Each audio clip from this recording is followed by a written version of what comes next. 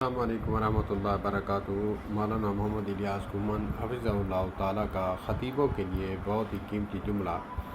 وہ فرماتے ہیں کہ میری تقریر میں، میرے بیان میں اگر کوئی سوئے میں ڈانٹتا نہیں ہوں، میں اس کو کہتا ہوں کہ جاگ جا، سبحان اللہ کہے، پھر اگر نیند آ گئی ہے تو پھر سو جا، میں اسے ڈانٹتا نہیں ہوں۔ تو ایک مثال دی، بہت ہی پیاری ہے۔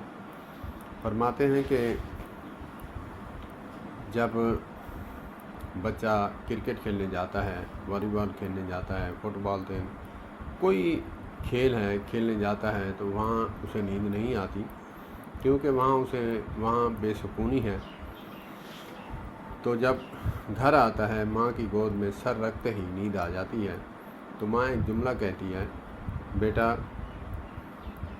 ایک گلاس دودھ پی لے پھر سوئے رہنا، ایک گلاس دودھ پی لے پھر سوئے رہنا۔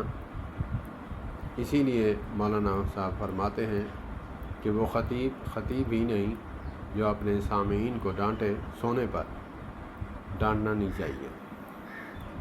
یہ تو سکون کی جگہ ہے، باہر دنیا میں رہتا ہے، وہاں سکون نہیں آتا، یہاں آتا ہے تو وہ سوتا ہے، تو اسے دودھ کا گلاس جو ہے پلا کے پھر سلا دیا جائے۔